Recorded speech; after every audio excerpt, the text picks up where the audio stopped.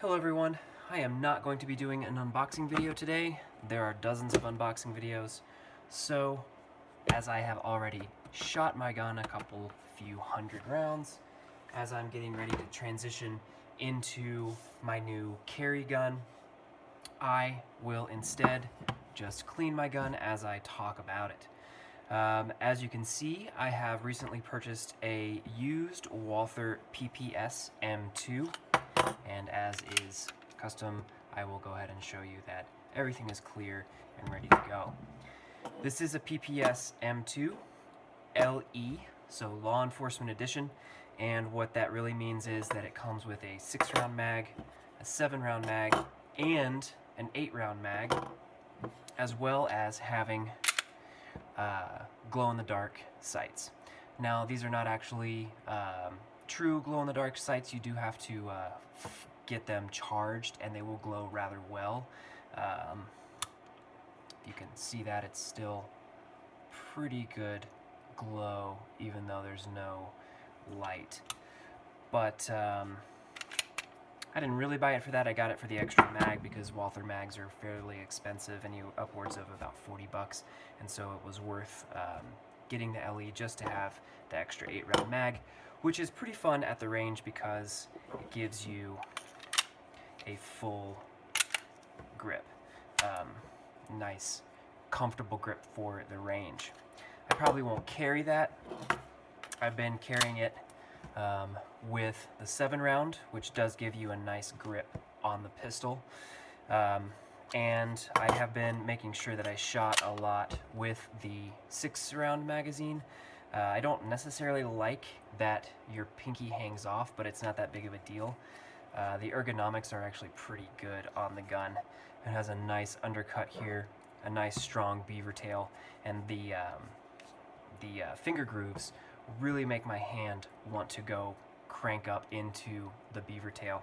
And with a full grip on there, I thought I would really hate this, but shooting it doesn't really make that much of a difference, as long as, you know, you get that good firing grip in there anyway, and I can't really tell that much of a difference with recoil or anything like that. Obviously, it's more comfortable to shoot it with the 7 and obviously the 8, but it's not that big of a deal. Immediately, one of the things I'm going to do is there's a company called Guts apparently, where I can replace the spring inside my 6 and 7 and turn them into a 7 and an 8 respectively. I've heard bad things about turning the 8 into a 9. I haven't even looked at it yet to see if that's possible, but it's a little bit chunkier anyway, and I'm upgrading in order to have a better summer carry, and so I may put that in a pocket or something if I need the extra rounds. But if I need that many extra rounds, I will instead carry my full-size Springfield. And this is what I am changing. This does have bullets in it, so I'm going to push that off to the side. It is now clear. But as you can see, I have been carrying for the longest time a full-size duty pistol, which is just pretty spectacularly bigger. It's more comfortable. I'm going to keep that for my woods gun, even though it's a 9mm. There's a huge debate going on, and I'm going to just use Buffalo Bore 147 grain 9mm for the woods. But as you can see, this is a pretty significant chunk thicker. And that's really what I was worried about. It probably doesn't matter. I've heard all sorts of comments about how people don't really know you're carrying it unless they actually see the gun, but I'm pretty concerned. It's just a mental thing, I guess, where I'm printing, especially the grip here would stick out on my shirt. I don't want to wear big old baggy clothes, especially in the summertime. Here in Colorado, it can get kind of hot. In the winter, it's not that big of a deal, but this does also weigh a significant amount more than the little single stack. And really, the main thing is, or one of the main things also, is the thickness. You can see that the full size is quite a bit thicker. It's just a fat lady, and you can see there the distance from the butt of the grip to where the magazine is, and even with the 7-round magazine, it's still not nearly as tall, and so it's going to be easier to conceal. I've worn it around a couple times. I got a new holster for it, and the single stack is just really going to work out in the way that I want it to work out. So having said that, I'm actually really impressed with the way this gun shoots. It does have only a 3-inch barrel, but I shot this a couple times as I was looking for a new carry gun. I was really debating on whether or not to get something with a little bit more capacity, since this is a single stack, and it was between this and the Shield, which has, you know, 1 and 2 more respectively, depending on the magazine. But the SIGs came out, obviously, with the XL, which has 10 plus 1 and something pretty much similar to this, and maybe actually even a little bit smaller. And then the XL came out with 12 plus 1, and the XL is about the same size height-wise as this, except it's a 1.5 stack with those new SIG magazines. And so I was very concerned about capacity, especially switching from my full size with 16 rounds to moving something with 6. It's a big detriment, and much less to what I was used to carrying. But it seems like with anything with firearms, everyone is right in all of their opinions. This gun felt good. I was concerned about some quality issues of the SIGs. Not that SIGs aren't good guns, but the XL especially was having issues, and I hadn't really gotten a lot to shoot on the XL. Plus, used, I bought this gun for $350 plus tax and all that good stuff, and so the SIG XL, which is the one I was gonna go with because the 365 hits me in a really weird place on my palm. It was just super uncomfortable, whereas this has this little drop down area there that doesn't hit. But the SIG XL was gonna be upwards of $570, $580 plus tax. That was gonna be probably $650. And the difference of $200 is enough to buy 1,000 rounds of ammunition and maybe some training. So I'm thinking about taking another pistol course and running through some defensive drills with this handgun so that I get really used to its function and its aiming. It does aim slightly differently than my Springfield, so that's something that I'm pretty comfortable with at this point. Like I said, I've shot it probably close to 1,000 rounds out of it, and it's getting much better.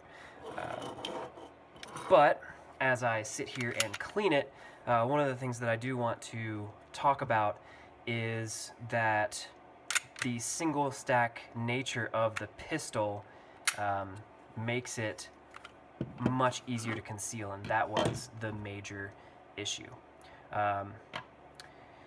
So I was a bit concerned at first when I took this thing apart, because as you guys can see, the recoil spring just kind of sits there, right? It just kind of moves around, and I did some very serious investigations into that, and apparently sometimes that does that, and no one seems to consider it a problem. When I was shooting it initially, I had absolutely no problem function-wise with the gun.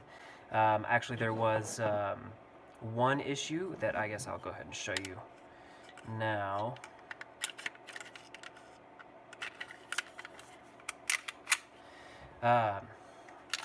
So everything was working, everything was locking back like it should. The only issue was that once again, I wasn't familiar with the trigger. So as I was at the range, I kept pulling the trigger. First of all, this has a really good trigger. As you can see, there's a pretty good shelf right there. It's not the best trigger in the world, but it's pretty good. I mean, it does have a trigger safety, so that little dangle there. And then it has a firing pin indicator, which is also actually, let's see if you can See that, guys? It comes out the back, which is really good too when I'm reholstering it. If anything touches the trigger, that gives me a tactile understanding that something's pulling on the trigger. But anyway, as I was pulling the trigger, I noticed that as the gun would cycle, I would get to about there, and it would feel sometimes like the trigger had reset right there, but it wasn't. And I had a couple of times where the gun did not fire. So it's just something that, as you get a new gun, that I'm learning. This is only my second handgun. You just have to make sure that you really feel that tactile reset, because I was trying to fire the gun from about right there, because there's a small little, I don't know, it's not doing it now, but when the magazine was in, it was doing some sort of false reset. That's not doing it now, so maybe it worked itself out, I don't know. Anyway, that's what was going on, but now it's not seem to be doing it. This is a pretty comfortable pistol to shoot. It's first being so small, the ergonomics are really good. It has some stippling there on the grip that goes all the way around. It's not too, it's kind of like a Goldilocks. It's not too aggressive, and it's also enough to get a purchase, especially with this little, especially with the 2-finger grip here. So I'm actually pretty impressed with that. Like I said, as I took this out, this just kind of hangs there. I'm going to do a little bit more research and make sure that that's okay. I may replace this with a full stainless steel guide rod. The interior is steel, but, or not the interior, the caps are steel, but some of the parts are actually carbon fiber.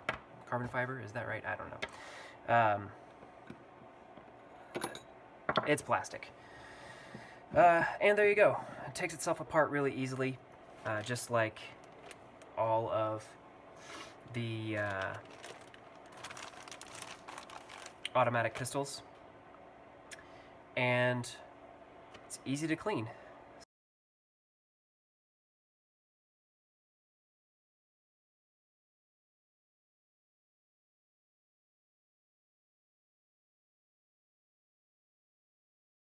So one thing I will say, I really like this product from Adiga Armory, I think is what it's called.